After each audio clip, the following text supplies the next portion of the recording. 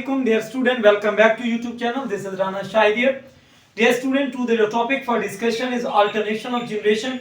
Chapter number 9 first year biology से एक important long question जिसका नाम है alternation of generation. Dear student, इसके अंदर हम पढ़ेंगे इसकी define mechanism और significance.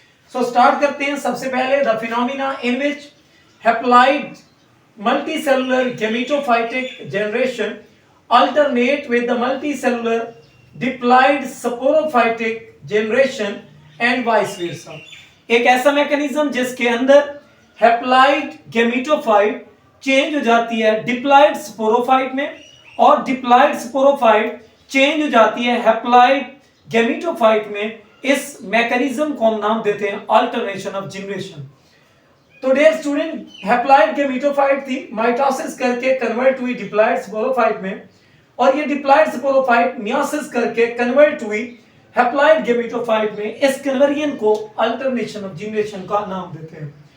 जब हम बात करते हैं कि हमारे पास गैमेटोफाइटिक जनरेशन भी है और स्पोरोफाइटिक जनरेशन भी है, तो क्या डिफरेंस हो सकता है? तो याद रखिएगा, it is more dominant, it is less dominant, more conspicuous, less conspicuous, produce gamete, produce spore, spermatozoid, egg and sperm are produce, haploid spore, gametes are haploid, gametes and spores are reduced. So this process occur with the help of mitosis, this process occur with the help of meiosis. तो ये दो generation है जिनमें sporophyte जो कि diploid है और gametophyte जो कि हैप्लॉइड है. अब हम मैकेनिज्म और लाइफ साइकिल की बात करते हैं. तो याद रखिएगा, ये हमारे पास कोई प्लांट बॉडी है, दैट इज अ गैमेटोफाइट, और ये 1n है. याद रखिएगा, इसके टू पार्ट है, टू सेक्स सेल मौजूद है इनमें. एंथ्रीडिया आर्चिगोनिया वो भी अप्लाइड है. एंथ्रीडिया एग बनाता है, एग का दूसरा नाम है oosphere, और आर्चिगोनिया ये स्पर्म. ठीक है, ये दोनों मिलते हैं आपस में, फर्टिलाइजेशन होगी यानी साइन गैमी होगी, तो इसके नतीजे में जाइगोट बनेगा. ये स्टूडेंट याद रखिएगा, ये जो जाइगोट है ये डिप्लॉइड है, ये 2n है, ये कन्वर्ट हो जाता है with the help of mitosis, it will convert into sporophyte. ये भी डिप्लॉइड कन्वर्ट हो जाता है स्पोर मदर सेल जिनको स्पोरोसाइट कह रहे हैं, it will convert into spore with the help of meiosis. तो ये मैकेनिज्म हुआ माइटोसिस का और ये मैकेनिज्म हुआ मियोसिस का, और ये स्पोर ग्रो करते हैं on the gametophytic haploid plant body.